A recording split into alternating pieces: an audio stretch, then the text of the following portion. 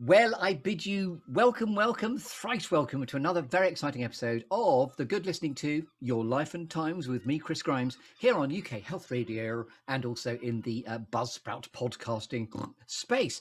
And for her time in the clearing, I'm absolutely delighted to welcome Anneliese Paul, who I think of as being a positive pants. She is a storyteller. We've riffed a lot together over many years of going for walks and our children being at school together and just the various connections that we have. She's all about the story. And just to blow extra smoke at you, Anneliese Paul, you've given me a really good construct over time, which is the 3 concentric circles of storytelling. And I sort of metaphorically and literally love you for that. So thank you very much. So welcome, thrice welcome, Anneliese Paul. Thank you so much, Mr. Grimes. Very happy to be in the clearing with you. Bless you. And that's a delicious segue. The clearing, just to mention this, it's where the podcast and the show takes place. And the clearing is where all good questions come to get asked, that you'll find, and all good stories come to get told. Sort of think desert island discs, but in a clearing. And here we are. So yes, I'm going to bat you along the metaphors of the clearing, a tree. There's some apples to fall out of that tree. There'll be some alchemy, some gold, a cheeky bit of Shakespeare and a cake. So it's absolutely all to play for. So a surprising question, first of all, for you, Anneliese Paul, is how's morale? What's your story of the day, please?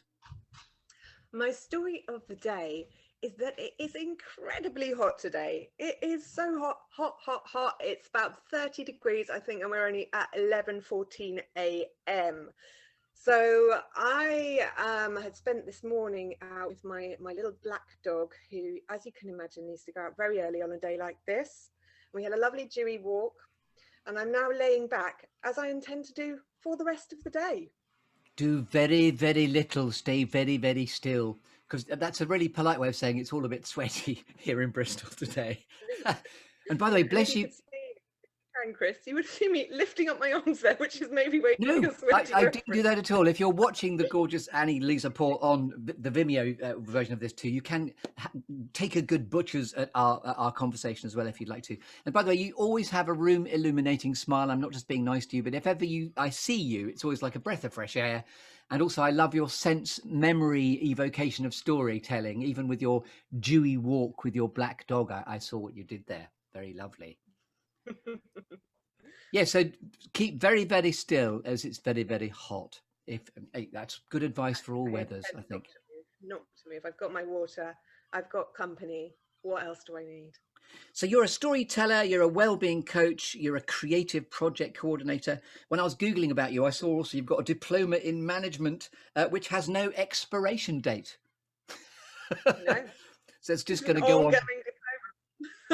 It's going to go on forever. So you also have a newsletter, and at the very end of this, which you do pertaining to Wellbeing Wednesday, you're all about other people's well-being, and you're a very generous spirit in that space, if I may say. You're like a wellbeing sprite, if I may.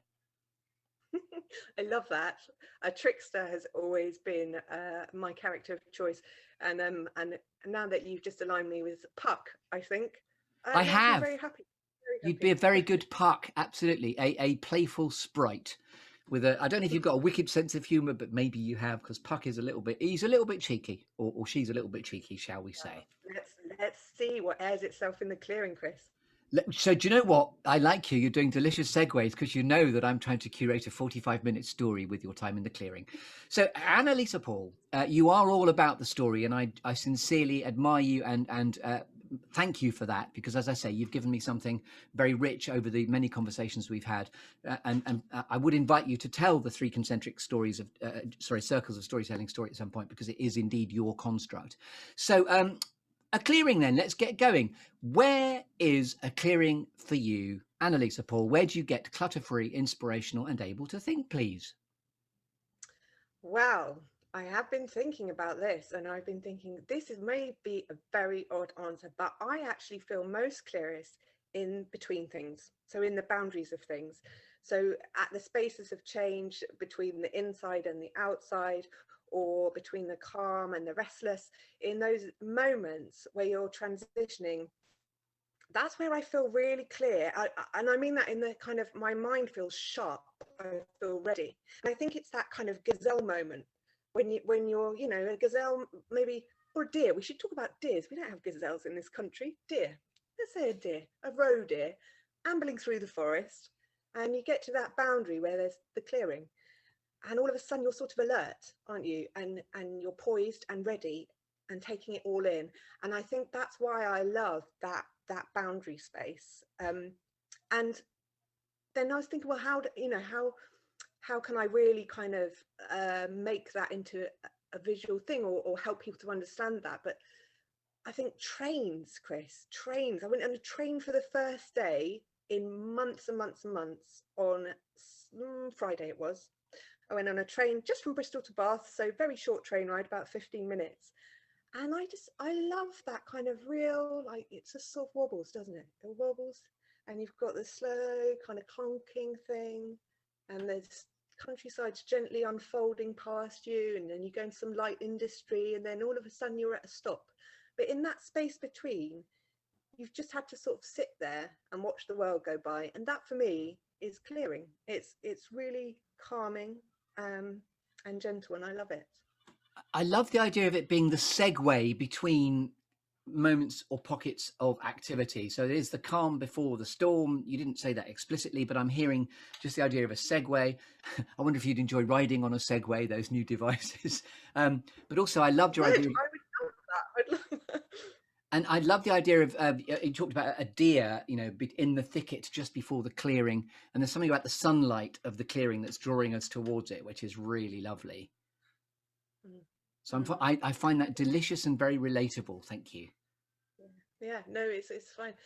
That's where I came to, and then the other two places where I came to were cold water. I think, you know, I've been doing a lot of swimming over the last year, and that's been very clearing for different reasons. As in, to get into that cold water, you actually, I find, have to go completely blank and empty your mind, literally clear it, because otherwise no one in their right mind would get into it. It's absolutely freezing.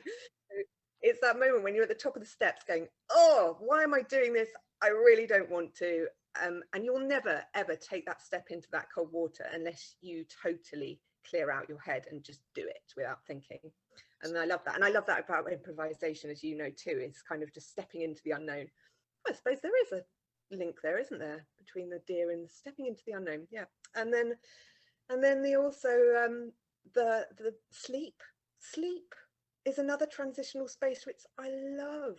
You know, how can anyone not say their head is cleared by sleep? Oh, Ooh. delicious. I love it. My mum used to call me a dormouse when I was little because I slept for hours and hours and hours. I love that. Cool. Just the dreamscape as well, not necessarily the twilight zone. That can make it sound a bit sort of suspect, but that sort of half wake, half asleep. I'm really getting the sort of crossing point between two universes or two scapes. I'm loving that. So in that lovely, very connected answer, I'm now going to arrive with a tree, a bit Waiting for Godot-esque, in your clearing to shake your tree to see which storyteller apples fall out, Anneliese Paul. So you can now be really clear about where exactly you'd like me to arrive with my sort of slightly comic shrubbery to begin to shake it for you. Comic shrubbery, brilliant. Where I'd like you to arrive. So do you want me to tell you what apples are falling off the tree? Do you want me to tell you about the shape of this tree? Well, it's more about the geography. It's the geography of the tree, because you've got this lovely segueing. I'm either going to be in a dreamscape, a clearing, a bit a deer, you know, the deer going towards the clearing. It's just where you'd like to base your tree for the rest of the storytelling construct. Oh my goodness, let's go to dreamland. We could be anywhere. Oh, I like that. So here we are in dreamland. Just talk me through what's just immediately around us within dreamland. Okay, so I think in dreamland, when you start entering that dreamy space, there's infinite possibilities, infinite directions, and you're kind of floating. So I don't know where this tree is. Have you ever watched Stranger Things? Did you I watch have. that? Yeah. So, you know, when they go, I mean, it's a bit dark, isn't it? But when they go into the underneath, I think it's called, and everything's kind of pitch black, but then things come out of the blackness. So this is my dreamscape. Is we're entering black box in Theatreland, but in Dreamland, a black infinite space. And wonderful things are going to start arriving, and we're going to create this beautiful story out of them. I'm hearing fireflies of the mind that start to sort of flap towards us. I love that, with their bums illuminating. Yeah, it's so attractive. Thank you. Or they can be facing the other way, it's fine. But I love the fact that it's dark, but then stories are going to appear as if flashes of light emerge in the darkness. And by the way, in storytelling land, as I know you know as well, this is the idea of the golden thread. Even in the darkness, if you look down, there will be a golden thread somewhere that can help pull you towards your future and continue your narrative. I love that. So here we are with a tree, and this is where you've been kind enough, Anneliese Paul, to have thought about 5 things. Sorry, you've had 5 minutes to have thought about 4 things that have shaped you, 3 things that inspire you, 2 things that never fail to grab your attention, or squirrels, borrowed from the film Up, and then 1 quirky or unusual fact about you that we couldn't possibly know until you tell us. It's your canopy to shake, so shake the apples and crunch as you see fit. What would you like to talk about first? Oh, let's go 5, 4, 3, 2, 1. So 4 things that have shaped me. I had 5 minutes. 4 things that have shaped me. This one, wow. I mean, my mind just goes, boom. Do I speak about pre-me, post-me? Where do I go? And do I speak about the society that's shaped me? There's so many things, but I thought, you know, I haven't got the intellectual capacity to deal with all of that. So let's just talk about 4 very simple things. I like that you've blown your own mind before you start. Yeah, it's a running theme in my life. Yeah, so I guess we could start at childhood and work upwards, which I expect is a running theme in this show. But why not? Let's go backwards. So let's start where we are now. So I think the pandemic, hasn't it shaped us all? Yes. I think for me, the shape that's given me is, I think, and this is probably true for some people at least, is that it's brought into sharp focus. What on earth are you doing? And do you still want to do it? Wow, yes. And so for me, it's kind of really accelerated this link that I have with well-being and thinking about wellness, and how I want to use that in my life and to help others. And I think that it's so important to me. Actually, I hadn't quite realized all the connections over my life, but I know you know this as well, Chris, and you will have listened to many people unfolding the connections as a coach, that when you start with something and say, you know, let's say the word wellness, and then you can start to make all these connections over your life about what that means to you, how you've experienced that, and that then becomes the story of wellness for you. And when I looked at that, I thought, actually, do you know, I have professional experience of the wellness space, personal experience, and I'm now working at the University West of England in the arts faculty. And the creative people that I see around me using their creative practice to support their wellness is incredible and fascinating. And that's really where I'm taking my work now. So that's the way that the pandemic has shaped me, and it's given me, and I think linking back to that kind of the clearing and being on the edge of things, and that's where I get a lot of my energy from. And so this has given me energy to go, okay, well, what can I do with what I have? What resources I have? What can I give to those around me? And how can I use that best really in the world? So that's starting now. What shaped me now?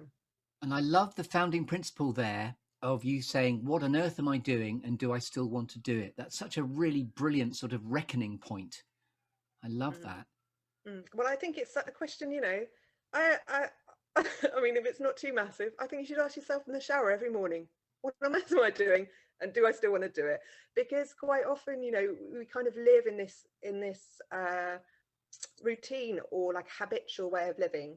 Absolutely. Which is fine. There's nothing wrong with that. But I think it's good practice to ask yourself quite frequently, just checking in with yourself, because, you know, this is going to segue on to my next theme, which is near-death experiences. God forgive, none of us want to be in a near-death experience and go, oh God, I didn't do all those things I wanted to do.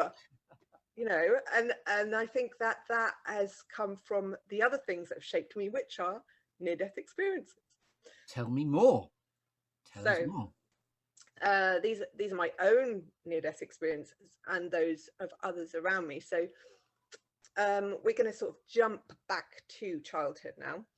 And yeah, my father was an alcoholic, so I experienced the life of an addict and how that affects people around you at quite a young age. He was also manic depressive and at times suicidal, was sectioned, and so mental health really was there, right there for me all through my childhood.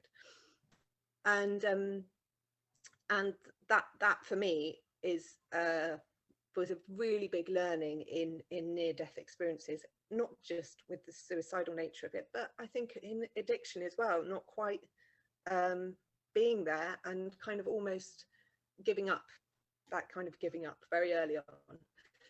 So that was kind of the family experience. But then I also had a near-death experience at the age of 12. So as we know, that's kind of puberty age. And I started feeling pains in my abdomen, in the right side. And I'd sort of have days at school where I'd get the school receptionist to call my mum because I was like, you know, in pain. And then as children do, get fobbed off and go, oh, don't be silly, just get on with it. So I got on with it. And then I kind of developed halitosis as well. So bad breath, which as a child is painfully embarrassing. And this all kind of culminated in a point where I couldn't get out of bed. And I was experiencing real pain. And again, I think my mum, having 4 children and a husband who was really unwell, sort of was in the get on with it stage. Yeah. And said, well, you know, maybe you're just getting your period. Now, having never had my period before, I thought, this can't be it. I can't experience this every month. God, this is awful. I can't get out of bed. So I said, no, Mum, I don't think it is. So eventually she took me to the doctor. And it was the family doctor. Not many people have this these days. I certainly don't, where you have a doctor who knows your whole family. And yeah, he said to me, jump up on the couch. If you can get up on the couch, you're probably fine. So I'm 12. Of course I can jump up on the couch, even if I'm in severe pain. So I jump up on the couch, get sent home. And the next day, I'm in even more pain. My mum obviously starts to think, hang on a minute, what's going on here? So she takes me back to the doctor, at which point I can't jump up on the couch. And he feels along my abdomen and says, gosh, I think actually it's a really acute case of appendicitis. So you need to drive her to the hospital now, he said to my mum. So we hop in our old white Mercedes-Benz estate, drive, and we're in the countryside. So this is like, you know, a half-hour drive minimum to the nearest hospital. So I start driving, and it was a summer, actually, midsummer. So I was on school holidays. And my mum, which she always did when we were sick, she sat in the front seat and wound the seat right down. So you're sort of reclining in the front of the Mercedes like that, holding onto my abdomen. And all of a sudden I felt a pop, physically felt this pop. Got to the hospital and really couldn't get out of the car. So my mum ran in and got a wheelchair, came to the car door with it. I got in. She ran me in through the A&E. And they rushed me to a bed where a doctor saw me and said, right, we're going to operate in 1 hour. You've got acute peritonitis by this point, which hence the Gordon Bennett, yes. So yeah, an hour later I'm in surgery, and sorry for the listeners amongst you who are a little bit sensitive to this, you might want to close your ears. They took 1.5 pints of pus out of me. And a tiny little bit of appendix, which they gave me in a jar. And so yeah, so I kind of hadn't really thought about it for years, and I've obviously got this scar here. Yes. But I hadn't really thought about it. But actually, that experience really brought into sharp focus the fact that you could go at any time. Yes. Being 12 and then being told sort of you've got an hour to live, essentially, really made me feel like, wow, you know. And if I may, just the notion of the is so profound. The idea that you felt a pop and life is almost in your, you know, segueing between the two places, as is your clearing, it's a pop between two paces, and wow, I love that. Yeah. It's incredibly profound. Can literally pop off at any time. So or drop off, as some people say. Sorry, that's a dog. So yeah, there we are. That's my second thing that's shaped me. Very profound shaping so far. To be continued. Keep going.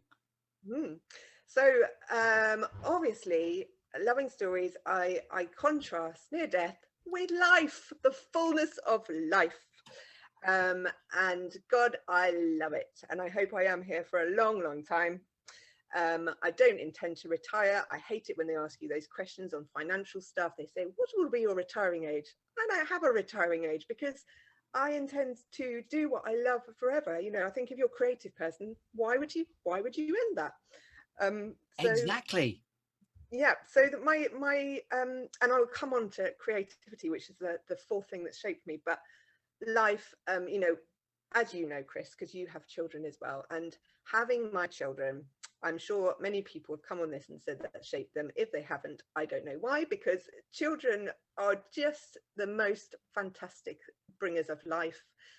They find joy in the simplest things. If you ever walked with a toddler along the street, you'll know you don't get very far, but it doesn't matter, because everything is fascinating to them, absolutely fascinating. And for me, I took a long time off with my children, because as soon as I had my first, and by the way, just so everyone listening, I wasn't the kind of person who always wanted children.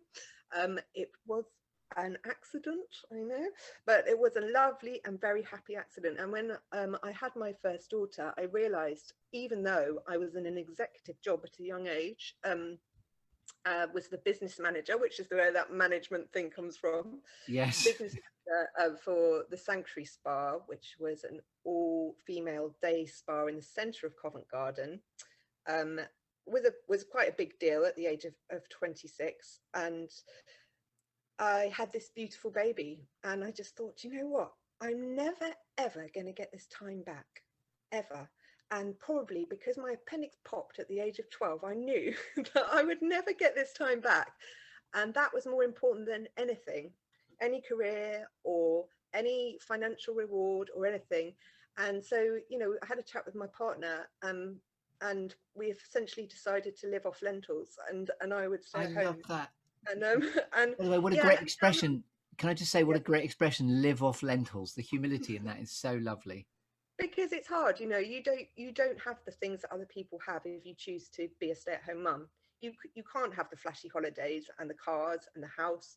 You can't do it unless your partner's very high earner. So you have to make this choice. And I'm not painting it as a perfect picture. We've had really highs and real lows as a couple, and financially it's been really hard. And there have been times when I've probably had poor mental health and not recognized it, but I would never give it up for the world, because I will never get that time back for my children, and to see their first little steps, to be in complete awe with them and looking at the simplest things and just finding them fascinating, that has enriched me, I think, as a person more than anything ever can. And if I may, there's life on lentils, because that's the pulse of life. And I love the fact you're present for that. That's so lovely. Chris. See what I did there? By the way, it's very, very relatable. I know your first daughter, Isla, is the same age as my son, Stan. And that's how we met, because our kids were in the same class together way back when. How lovely. Both gorgeous, gorgeous human beings. They certainly are. And this is lovely, by the way. I'm really enjoying your delicious shapaging, madam. Brilliant. Good. Yeah, so shall we move on to the creative side? Let's do that. So lots of bits of story in between. We arrive in Bristol with this beautiful little baby. She is, I think, around 2. And I don't know anyone in Bristol at all. And we've moved from North London. And how old am I? 28, 29.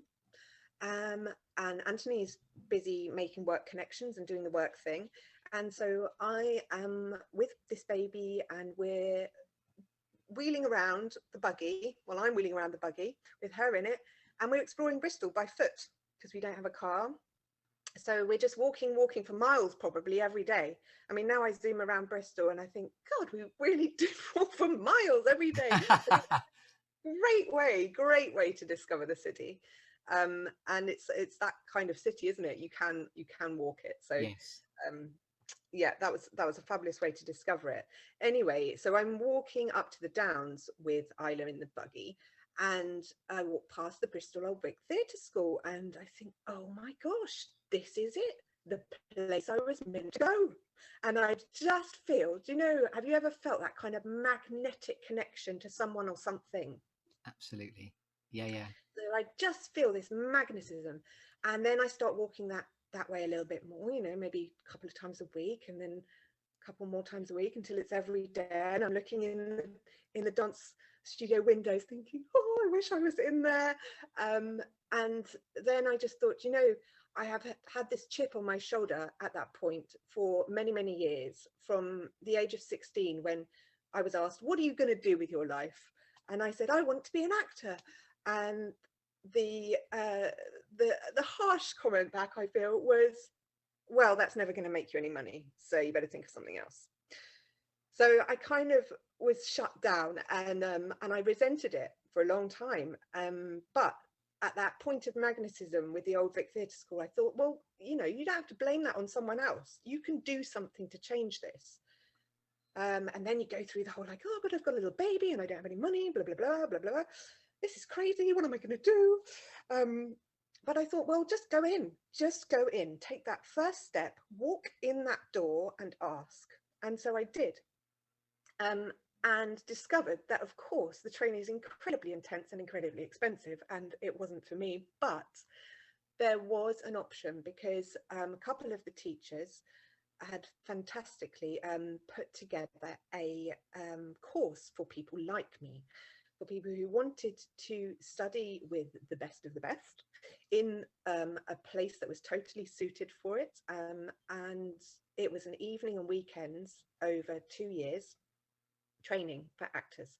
So I did it, and after 2 years, I thought, wow, this is it, I'm going to be an actor. And then I got pregnant again. Oh, what am I going to do? Anyway, so lots of the people who'd studied for 2 years wanted to do more, and I did too. So we managed to convince the teachers. One's called Gary Oston, and the other one was Pamela, and I want to say Rudge, but I'm not quite sure if that's right. So the two of them had set up this course. It's not Pamela Rudge, she's the voice coach, isn't she?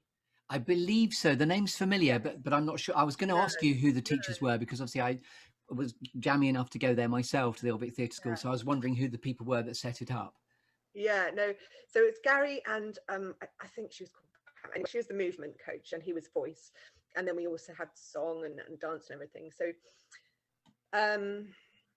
yes, so we did this extra year. My cohort had managed to convince the teachers to give us an extra year, and I went in, Chris, and I had to do these warm-ups, and I was breastfeeding, and oh my gosh, it was horrendous.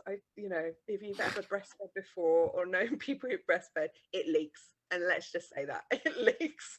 Otherwise known as lactating, please. Thank you very much indeed. Here are we. Yeah. Yes. But I was determined, so I did it. I did the 3rd year, and then came out and went, oh, brilliant, I'm going to be an actress. And then went, oh, but how am I going to do that with 2 babies? So, you know, I kind of had these push and pull moments, Yes. and I did manage to do some work. But again, I kept coming back to the pull of the family, and just going, do you know what? I'm never going to get this time back with these little things. And do I really want to go and tour? And do I really want to go and shoot films on location and be away from them for hours?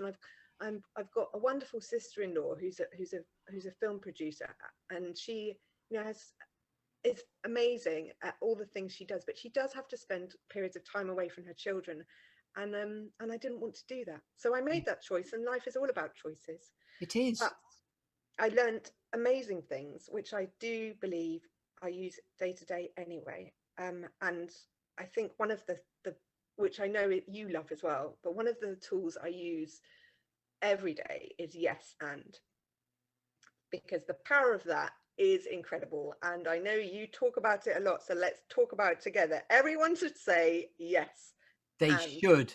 And the universe opens up in a yes and universe. Absolutely, categorically. Also, I'm so struck with your courage in walking through that door, because an adage I've struck on recently, which I really think is profound, is the difference in life between what you want and what you get is what you do. And I love the fact that it hooked you in. It was seducing you over time, walking past. And then the fateful day came when you opened the door, yes, and walked inside. Well, you have to, don't you? Because otherwise you're always on the outside and you're always going, oh, I wish I was over there. And Yes. and why not just walk over there and see? And you might get there and think, oh, I didn't, oh God, what is this place? It looks much better from a distance. But Or also you, that courage to know that once the door has opened, yes, and it's not a perfect universe through that doorway. You've got to adapt to it because, of course, acting sounds incredibly glamorous, but there is a hard graft and a harsh reality to it. And I just really commend the fact you did it for 3 years and you forged through. And yeah, you do work in the creative space in a way where you're all about story. So success in inverted commas, as we know, is relative. I too have been on a path of exploration and discovery. It's not the answer. Your life has got to ebb and flow and change. I love that. but that is the joy of developing a creative mindset. I think is that I really see that space where I did that learning as developing my creative mindset. Really, it wasn't wasted because I didn't become an actor. It gave me a bountiful toolkit to do Yes. life with and to explore with, and to communicate with. My God, I think I've said that to you, and I say to countless people, everyone should study drama. Everyone should study it, because it isn't about the script. It's about learning how to respond to people and to respond Listen. to Yeah. yourself, you know. And Yeah. it's the concentric story rings that you spoke about at the beginning. It's about looking inside so that you can play outside because you understand what's there. Yes, absolutely. I keep saying yes in response to what you've said anyway, actually.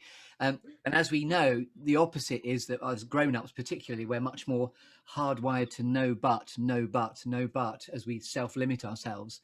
So saying yes more is just a really profound thing. And it is the building blocks of creativity, yes, and of course, where confidence comes from, where collaboration comes from, where listening comes from. I love this.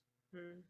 And also, another add-on to that I've learned from my children is, when they say I can't do that, and it's not just children, adults, as we know, say that a lot too, and we say it to ourselves a lot too. I can't do that, like I did when I said, I've got children, how can I do it? I can't do it. But actually, if you add the word yet, and I'm sure you've come across this, and you say I can't do that yet, it becomes a possibility. Yes. And it's about those crossing those thresholds, opening those doors, allowing yourself to have possibility beyond what you think is possible right now.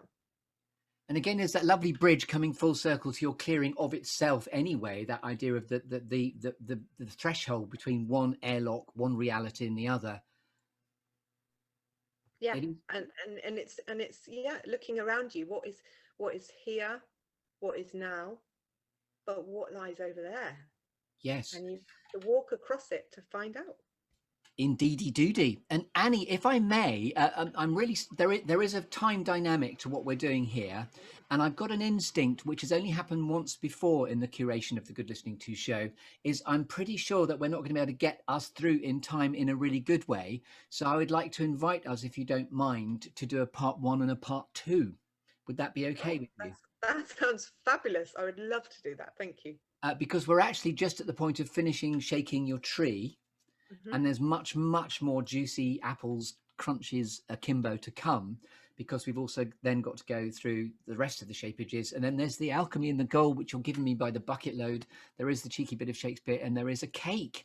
So we've got to the end of 5 things that have shaped you. The 4 things that have shaped you, haven't we, at this point? Yeah, I think so. I mean, you know, as you know, I can go on and on and on, but yes, No, let's get and by the way, this is really lovely. So there was a previous person within the clearing who is another improviser, actually, someone called Phelan McDermott. And we were talking about dream doors at the point of transitioning between part 1 and 2. And if I may, I'm going to borrow his construct, and it's yours too, because you've talked about segueing between one part to another.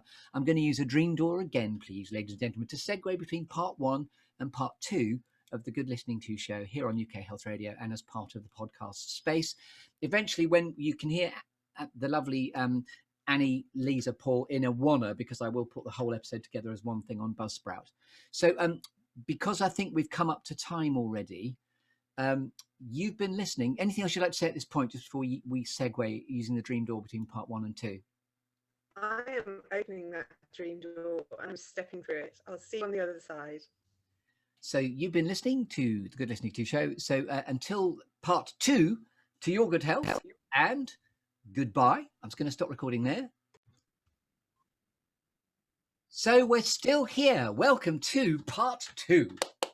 Huzzah, with Anniliese Paul, who is a natural-born storyteller. I called you Ms. Positive Pants at the very beginning. If you're able to watch this on Vimeo as well, you'll see that Anniliese has a... I keep calling you Annie as well, I know, because I know you're known as both, so I'm sorry if I keep stumbling onto that. But this is the Good Listening To show, where we're talking about a lovely clearing with Anniliese Paul, which is all about storytelling, because it's that sort of... Do you want to just describe what your clearing is again? I love this, Annie. Yes, yes. So my clearing is the spaces in between. So we spoke before about imagining a roe deer coming in a forest. Imagine that roe deer getting to the edge of the forest, and there's a beautiful sweep of grass and the sun's shining through the filtered leaf, and that roe deer is looking out and wondering whether to step into the clearing. And at this point they're sort of on edge and they're ready to step forward, and they're taking it all in. And that is my clearing space, that boundary, the place where you're just ready to step into the next place. And if you haven't already listened to part 1, please do, because it also got extra deep in that we talked about being a dark space as well, where fireflies are coming to illuminate the space we're in. So yes, this is lovely. So the points in between was what was so effortlessly easy. In actually the point between episode 1 and episode 2 is the point when you join me and Anniliese Paul back here in her delicious clearing. And just as a tiny recap, we were just talking about the sort of positive pants akimbo of being yes and as a mindset. We talked about the joy of improvisation and the yes and universe. And we got to the point where we're in the canopy of your tree and we've just shaken out the 4 things that have shaped you. Huzzah. And the yes and was all about the final point, which is about creativity. We also talked about near-death experiences as well, which is very, very profound. And the popping point of a popping bit of peritonitis. No, was it? Yeah, that was the condition, wasn't it? Remember. So there's lots to listen to recap for in part 1. So we're back in your tree, and now we're going to talk about 3 things that inspire you, Anniliese Paul. This is tough because inspiration for me is everywhere. I'm naturally curious. And I find inspiration in everything. So this was a real tough one, and I'm going to refer to my notes to narrow it down. Otherwise, we will be here for many, many more episodes. So I think in the last episode as well, you'll hear that I spoke about play and about being immersed in play with my children in that time I took with them. And play always inspires me, and I don't think it's just for children. I think it's wrong for people to think it's for children, and I don't just mean play in the theatre sense of the word either. Play is something we all do, and I absolutely fundamentally believe that. I think we play when we choose our outfits in the morning. I think we play when we cook. I think we play when we choose, sport is an obvious one. We play all the time when we're creating things anew and imagining things and exploring and inventing. And I think if people shut out play in their lives, it's a sad, sad thing, or box it up as something that, is for children, or something that I do with a team on Saturday when I play football. Play should be all around us, and I find it incredibly inspirational, and I try and build as much play into my life as possible. And some people call me whimsical, and that is cool with me. I'm totally fine about that. And by the way, we really, did also riff on you being like a Puck-Like Sprite. So that idea of accessing your inner child and play being all prevalent is a wonderful thing, which, you know, I absolutely find relatable because I'm always accessing my inner silly. yes, you are. And I think, yeah, I love that as well, being the puck. So I've actually recently, it's exciting opportunity because as I mentioned before, I'm working at the university, which is new for me. You know, over the last 3 years, I've started working at the University West of England, and this year I have been awarded some research funding. Woo! To find out more about play, creativity, and well-being, and how the three link in higher education, because of course I work for the arts faculty, so I'm working with creative students all the time, and some people, I think, become stifled by the idea that their creativity is something that has to be professionalized, has to be delivered for a sum of money, and becomes a status thing. So, you know, they have to become, they're thinking, they're studying film and they want to be the next Steven Spielberg or something. And I think, well, let me tell you about this fantastic woman I met, Freya Billington. Freya Billington is a film course leader, and she was working for University West of England and is now recently set up the new film course at Satsuma. And Freya set up this fantastic module called Craft Lab, in which a film student must not study film. They must find something that they've always wanted to do, or something that they think is completely undoable, and they must do it. And the whole point of the module is that they try it, i.e. they're playing, and at the end of it, they give an account of that period, and they don't have to produce anything, but people do produce the most fantastic things. I've worked with people who've made swords, actually forged their own swords. I've worked with people who have decided that they're going to recreate a painting in 3D. And this particular student I'm thinking of brought this painting that he bought in Morocco, and it's of a man sitting down on a low stool wearing the traditional dress, and it's obviously a very hot day, and he's got these piles of earthenware pots around him, and he says, he comes into my office and he says, I want to make this. And I said, okay, great, well, what do you want to make? And he said, well, I want to make it, the whole thing.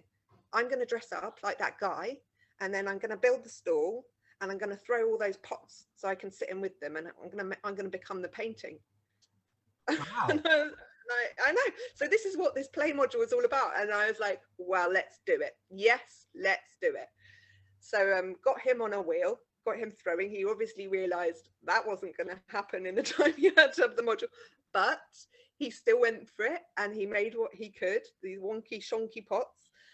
He dressed up, he went into the wood workshop and built himself a little stall and chucked a bit of fabric, and Bob's your uncle, he's become the painting.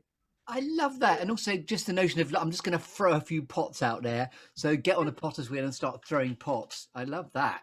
Yeah. And, you know, I've spoke to Freya recently, and she was speaking to a student on Zoom, and she noticed on the shelf next to him, he had one of the pots, and she said, oh, you still got your pot? And he said, yeah, do you know what? That's the best thing I ever made at university. And I think the fact that people have to go out and do something completely outside of their comfort zone, have to explore, have to experiment, and there's no judgment on what they've made. There's only a, yes, you did that, and how brilliant that you went and did it. Reminded me beautifully, there's that lovely other model of risk, which is 3 concentric circles, and you've got your own 3 concentric circles of storytelling model, which again I would really invite you to talk about. But the 3 concentric circles about risk are comfort, risk, panic. And obviously nobody wants anyone to panic, but as we know, if you get too comfortable, it can get a bit comfortable. We like it, but it's a bit complacent, so we always need to be swimming out from the reef a bit, woo, to get a bit risky. Love that. And coming back to boundaries, Chris, just stepping into the unknown a little bit. Yes, stepping away from the clearing and then back into the clearing when you want to get warm. I love that. So that's only one thing that's inspired me, which is the play. But I will touch on 2 other things because I need to give 3. So people not like me is my second. Oh, by the way, just before we move into people like me, just name the name of the course. You said a new film course, and then I heard the word Satsuma. So what did you say? Boom Satsuma. Have you Ah, heard of yes, Boom Satsuma? I Yeah, have heard of that's Boom based in Satsuma. Bristol. Based in Bristol. It's a new way of educating, an alternative to traditional higher education. They've got some great courses, and Freya Billington is heading up the new film degree there. So when you talk about Mr. Morocco and his pots, do they end up making a film, like a documentary of his journey to that realization of his No, this is the beautiful thing. It's just the experience of making the pots. And in terms of telling the story at the end of the module, they can do that in whatever way they like. They don't have to make a film. They could do it as a presentation. They could, do it as a PowerPoint, something dull like that. They could do it as any way they want. And in my world, I would probably try and do it using the gift of dance, interpret it. In Instant Wit, the comedy improvisation company I'm part of, there is this thing where we solve major social issues by using the gift of dance. And of course, the worse we can be, the more of a gift it is to the audience in how awful it is, in a good way. Hurrah. So sorry, we're back now to, you said people not like you. People not like me are always a source of inspiration because I'm curious about things, and these are new things that I've never experienced and things that I don't know about. So, no one is like me really, and no one is like you really, because we're all completely, utterly unique. We are all individuals, if I can just say that to you. We are. And I suppose what I mean is people and cultures and societies not like me. And I'm not, unfortunately, lucky enough to have travelled very far and wide. However, I do seek out experiences to listen to other people's stories because I'm fascinated by storytelling. And one of the best places I've found to listen to people not like me is a project called the Empathy Museum, which I suggest everyone Googles. Fantastic project. And it started with a giant human shoebox on Tower Bridge. So imagine a shoebox that you could get inside, and it was sitting on the middle of Tower Bridge. This is how the Empathy Museum started. And inside the shoebox were shoes that were donated from people from all walks of life. So from surgeons to underground drivers, to prostitutes, to care workers, anyone that you can think of, there would be a pair of shoes there, and one pair would fit you. So you would walk in, you would have your feet measured, and you'll be given the pair of shoes that fit your feet. And then you would be given an audio tape and a pair of headphones, and you would go and walk a mile in that person's shoes. Whoa. Mm-hmm. Very profound experiences. And I think that we should all walk a mile in as many people's shoes as we can. And in the history of time, how long ago, how old was this project? Because obviously there's been the pandemic, so it must have been pre-pandemic. Yes, yeah. So I found out about it at a wonderful storytelling conference that I used to go to called The Story. And I think it was probably about 6 years ago. But if you look up the Empathy Museum, there are now many more stories, and they are available online. And obviously you won't be able to wear that person's shoes, but you can go for a walk for a mile and listen to their story. And I just recommend everybody does that, taking time to listen to someone else, to empathize, to join them on that walk is incredibly valuable and enriching. And so profound. We've all heard the adage, obviously, take a mile, to truly understand a fellow human being, you need to take a mile long walk in their shoes. I had no idea there was a tangible physical art installation that did the same thing. I love that. Yeah. And I don't think it's back touring yet, but when it is, I urge you to go and try it. I remember experiencing something very profoundly different, but similar in its connection, which was going to the Holocaust Museum way back when in Washington, where you end up picking, you get given or attributed a prisoner identity or a concentration camp real human being, and then you work out during the exhibition whether you survive the Holocaust or not. So again, this extraordinary way of making the connection really seismic, really impactful and profound. Shocking and disturbing and profound and incredibly compelling. Yeah, but how important is it? I mean, I think that we we're bombarded with so many stories now. You know, I say I'm a storyteller, but there's so many people that everyone in one way or another is a storyteller. I'm bombarded by stories. I think the important thing is really listening to which stories you're taking in and Yes. having a deep awareness of that, and looking to go outside of your own bubble, looking to understand others' experiences, and taking the time. Really important to take the time to take that in, because I think only if we building compassion will make the world a better place, and we can't do that unless we have the time or energy or empathy around that. And there's a really delicious sort of acting technique in that you know, the actor's joy of realizing an author's or a creative mind's story, realizing the story of somebody else, is what empathy is all about, which is why the best actors are really good listeners, I think. Yeah. So that's my second. That's the most gorgeous immersion in empathy, the idea of literally walking a mile in somebody else's shoes. So the Empathy Museum, just to put the cherry on the cake of that, is what you said people should Google, and I thank you for that. Absolutely. You know, I really, if you take one thing from this, take that. By the way, it reminded me also, Annie, the best exhibition I ever saw was the Sunshine exhibition at the Tate Modern, and I'm trying to remember the name of the practitioner, but it's I'll attach it to the program notes maybe. But the Sunshine exhibition at the Tate Modern, if you Google that, that was the most extraordinary experience of the entire Turbine Hall.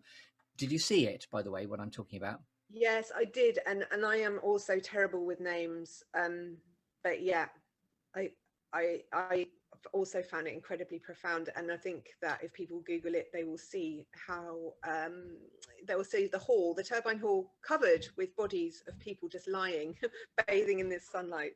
Because the whole back wall, for those that haven't seen it, but do Google it, as you should, the Empathy Museum, based on what Anneliese was just talking about, the entire back wall was this extraordinary, absolutely pulsing, majestic sunshine. So like moths to a flame.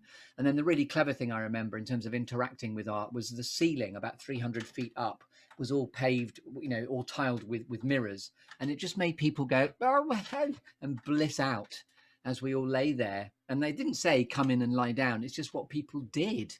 And it was this idea of moths to a flame. And in a way, and by why I'm riffing on this, that has become my clearing also. It's towards the sunlight of something that's going to draw you into a clearing space, which I think about as my coaching energetic space, almost like towards the sunlight of what it is you're here to talk about. So even storytelling is coming into the sunlight, to the place where you feel warmed by another human being's story. Yeah, Chris. And also what you do is you hold up that mirror above someone's head and let them see themselves. Oh, thank you for that. I hadn't realized there was also that connection, but thank you. And humbly, thank you. Yes. Hurrah. And by the way, we're still talking now about the three things that have shaped you. That was the lovely thing about people who aren't like you. This is, inspiring you, not shape you. And just while you begin to tell me the next thing, I'm going to quickly Google the Sunshine exhibition, so I can sound more coherent. Go for it. So the last thing that inspires me is pollarded trees. Pollarded trees, yes. So every day I take a walk in my park with my dog, and there's a avenue of huge plane trees, as there are in many cities with parks. And these plane trees look like, I don't know, I'm guessing maybe like 100 years old, maybe 80 something. Anyway, I know plane trees grow quite fast, but their roots are bound in tarmac, which is cracking at the edges. Their trunks are lifting high, and at the top of them is these gnarly nodules where every year these poor things get hacked back. And I think that they do it because they don't want the roots to grow too big to crack up the tarmac more. But wow, how inspiring. Imagine if every year you're busy growing and growing, you're putting all your energy into reaching for that sunlight, and someone comes with a great big bloody chainsaw and hacks you off. And then the next year you just go, here we go again. Woo! When you reach up and you do it again. And I just think that is inspiring. Wow. Go pollarded trees, keep sprouting. And did you call them pollarded trees? Pollard? Yeah, so the process of cutting back is called pollarding. Thank you for educating us here on the UK Health Radio and the podcast space of pollarded trees. And by the way, close to where you live is where I have a complete happy place, which is the tennis court there as well. And the trees in that park are moments of complete bliss and happiness because the sun comes through those trees in extraordinary ways whenever it's out. Yeah, exactly. Another thing I urge people to do is notice. Often people say to me, how can you walk around the same park every day? Well, because you notice stuff when you just walk the same place, and it's never the same because nature is never the same and the light is never the same, and the combination of things that will be around you is never the same. So yeah, I think it's not boring. Just notice more. Yes, good advice right the way round there. And by the way, just to sound extra coherent, Olafur Eliasson is the Sunshine exhibition. Olafur, Olafur Eliasson. And Olafur Ellison. Thank you. And it is the most compelling exhibition that we've been talking about that I've ever seen, which is fantastic. Yes, so He also did a fantastic thing, actually, just as sort of he's a great artist. He also did a fantastic thing where he got it was for one of the G7 summits quite a few years ago.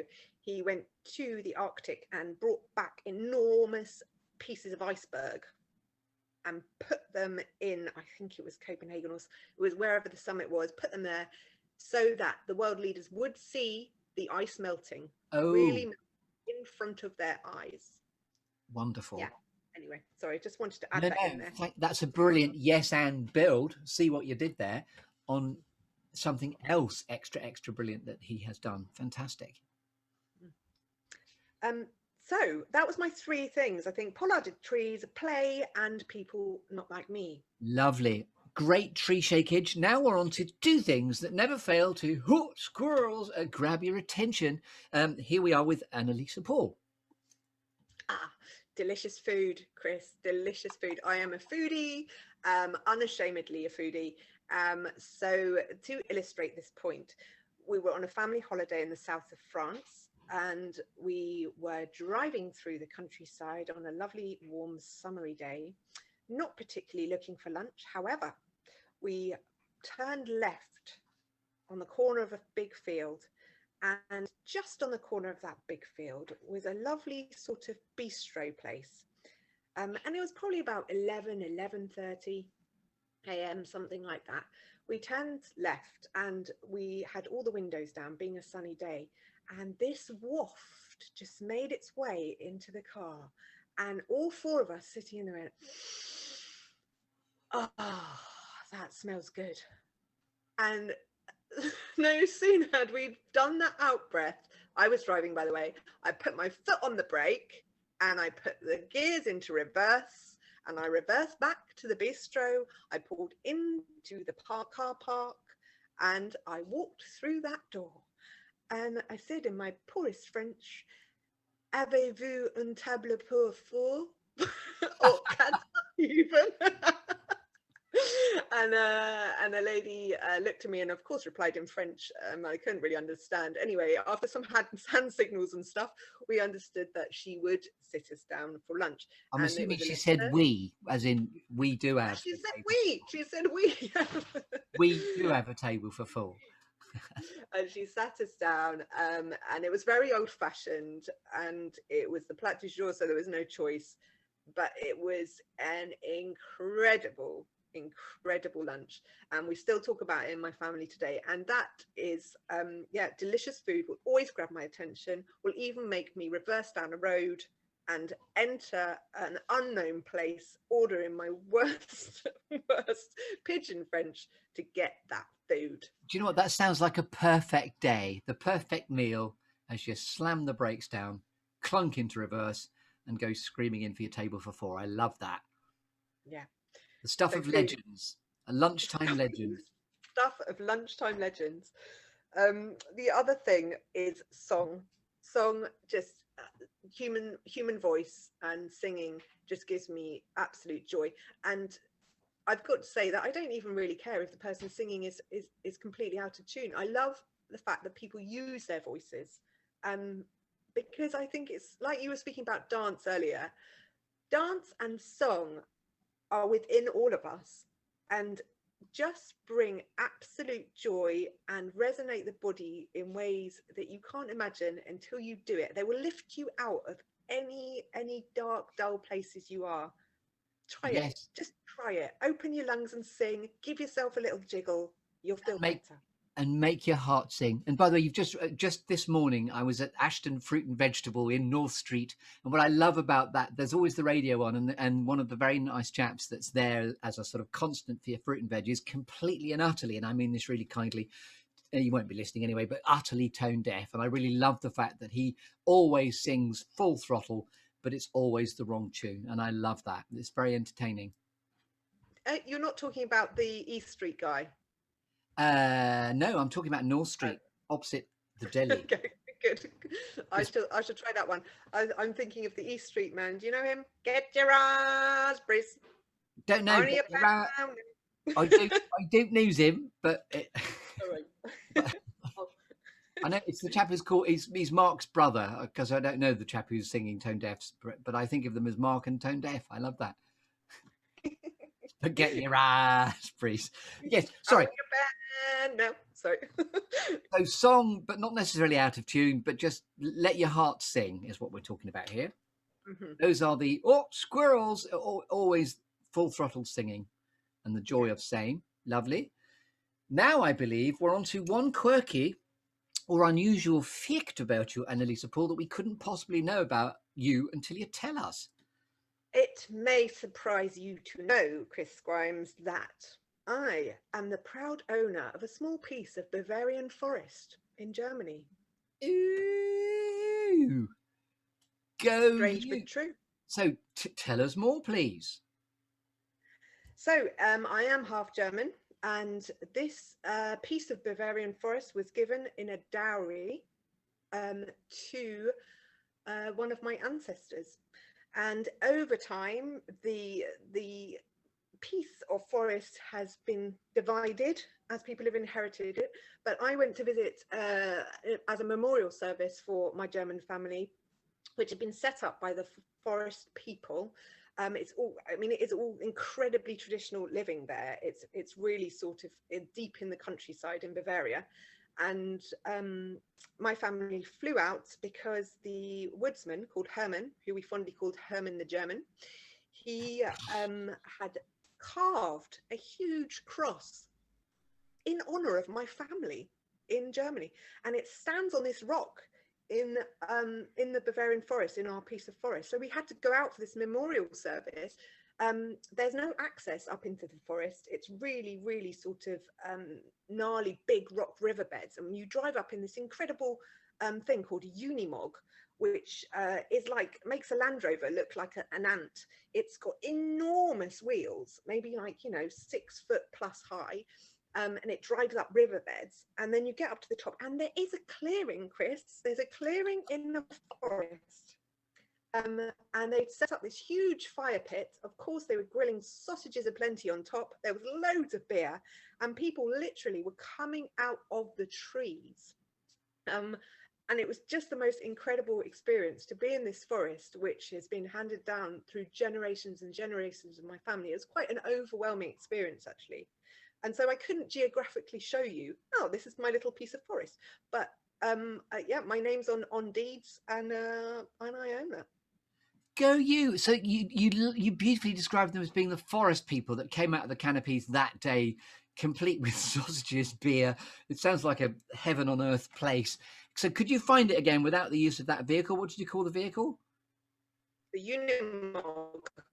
You broke up beautifully there. The Unimog, did you say? You got it. Yes. Wow.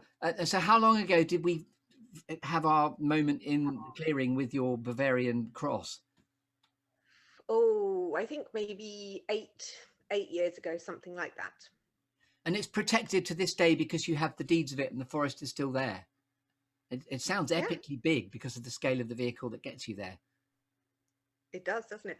But I think actually the forest is on the border of the Czech Republic and Germany, and it's a big forest. It's not enormous, and the size I don't even know, I don't even know how many hectares we've got, but it's split between, I'm one of 4, so it's between me and my brothers and sisters. Yeah. I And don't know what did to they do with it. host What you should as I the do? queen? If anybody's got an idea of what to do with a bit of Bavarian forest, let me know. And because of your Puck-like nature as well, I mean, did they herald you as the queen of the forest that day? The sort of Titania has returned.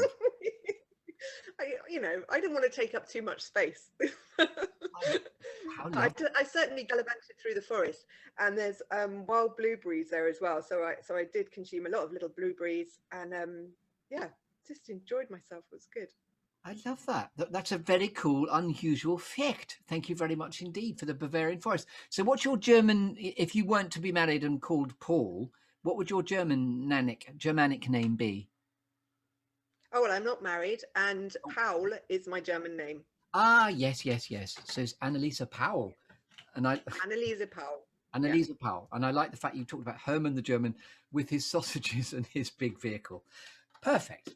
Lovely. So now I think we've shaken your tree. Hurrah and huzzah. And now we stay in the clearing. We move away from the tree and we're talking about alchemy and gold now.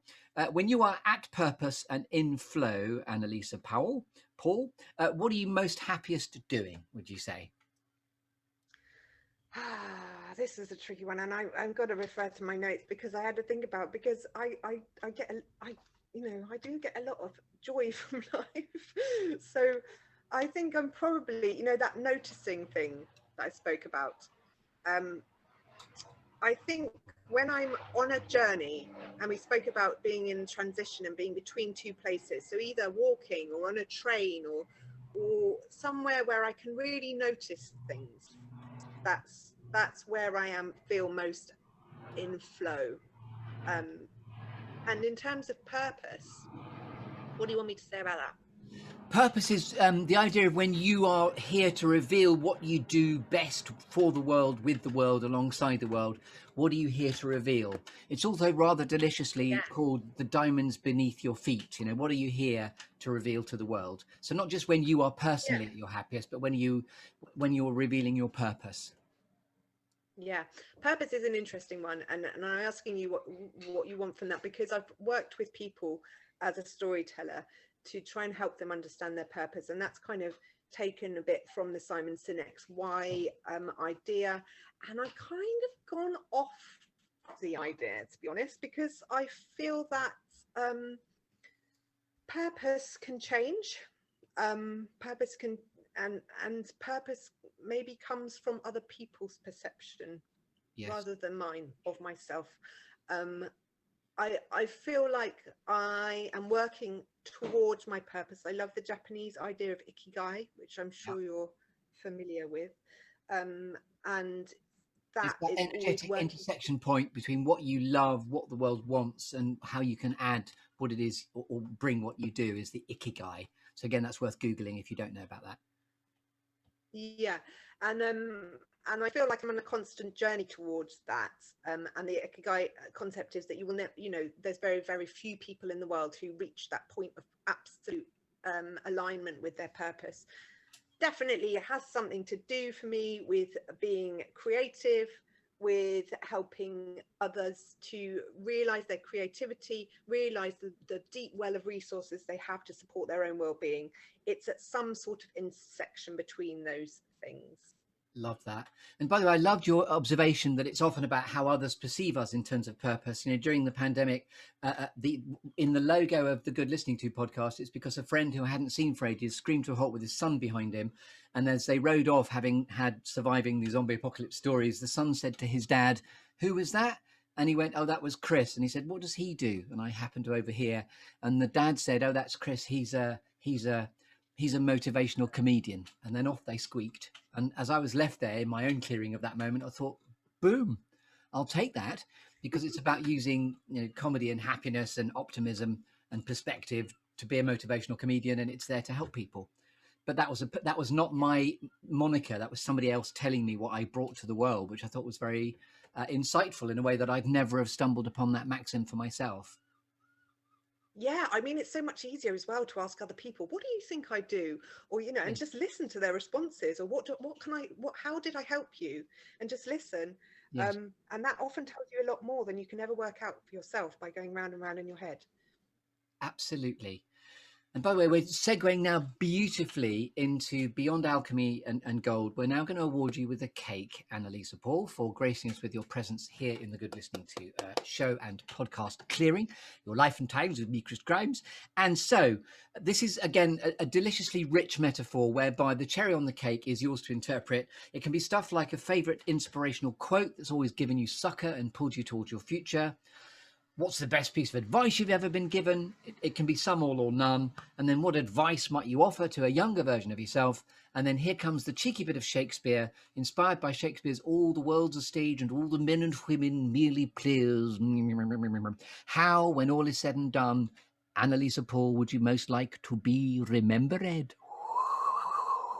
And we get all existential on your ass and talk about legacy. So, big juicy factor Kimbo, over to you. Okay, voila, here is your cherry, Chris Grimes. My cherry is you know me and you don't know me. And that was taken from the International School of Storytelling, which is in Sussex. It's a fantastic place. And I did worked there for a week with a guy called Ashley Ramsden, who's a very traditional storyteller. And we did loads of fun, silly, playful exercises to draw out lots of stories. And one of them was called You Know Me and You Don't Know Me. And we got to stand for a minute in front of the group and just talk about ourselves, just jibbery jabbery, like we're doing here in a way. And then you feel like you get to know that person, don't you? Like you probably feel like you've got to know me over this time, but obviously people are so much richer. So I think in the vein of getting to know people not like you and listening and taking time and all of those things, don't forget, no matter how much you know someone, you don't know more, and there's so much more you can find out. I love that. And that is deliciously linked to your lovely three concentric circles of storytelling model, because what you've described there is the not knowing me is the epicentric piece, which is the private story. Do you want to quickly, we've not got very much time, but just quickly describe the three concentric storytelling circles?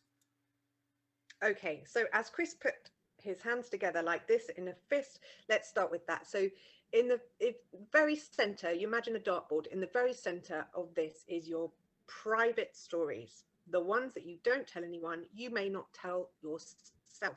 Also, I like to call it the black hole because it has that kind of infinity element to it and sucks things into it.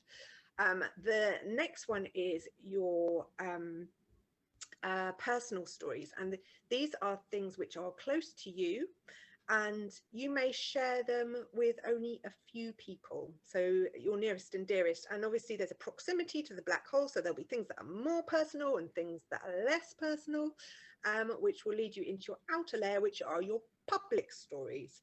And these are stories that you are happy to share with anyone. They're all the stuff you post on social media. They're the stuff you chat about when you bump into Chris Grimes in the park. There's all the stuff that you can share with anyone and everyone in your day-to-day. And what I work with is the link between the personal and the public, the little bridge that hops between the two areas. And I believe that's the space where you really get to know someone and you start to form those empathetic connections. Beautiful. And what I really also took from it in the black hole, the epicentric piece, I really found it profound, because apparently I remember riffing with you, there are about 4 or 5 stories knocking about in your head that you'll never tell a soul. And I just love the profundity of that. It's a very beautiful model, and I use it a lot thanks to you gifting that to me. And so right back at you, if I can thank you for it and credit you for it, as I've credited somebody else for giving me the 5 4 3 2 1 exercise that also forms the part of the shapeage of what we're here to discuss. So I love that. You know me and you don't know me. When all is said and done, how would you most like to be remembered? Let's go to the Shakespeare. Well, I'm going to pick up on what you've just said. I actually wrote a eulogy as part of a creative wellbeing course that I went on, and it was to do with grief and death and dying. And it was a great experience. I recommend everybody does it. So my eulogy was about being a strange fruit. And it was just a joke, really. And I hope that I give people joy. I hope that I make people smile. And if I am remembered as someone who always looked on the bright side of life, that will give me joy as I get munched by worms way down under. Makes me think of Life of Brian as well there. That's lovely. Absolutely. It's from Life of Brian. I have Always, that song in my head. always look on the bright side of life. Lovely. So just let it hang there as your final statement. What do you want us to remember you for? Just say it again to reposition it. I hope that you remember me as someone who always looks on the bright side of life. Wow. Bit of silence. Where can we find out more about you on the internet, Anneliese Paul? You can find me on LinkedIn. There's also a link on LinkedIn to my Wellbeing Wednesday newsletter, which is a bi-weekly newsletter to give busy people a little nudge to help you remember your well-being is important. You can also find me on my website, which is www.extraordinarystory.co.uk. Anneliese, you have indeed been an extraordinary story. So extraordinary, in fact, we've managed to deliciously segue using your own structure between two episodes. Buy one, get one free. 2 episodes for the price of one. No extra charge. You're welcome.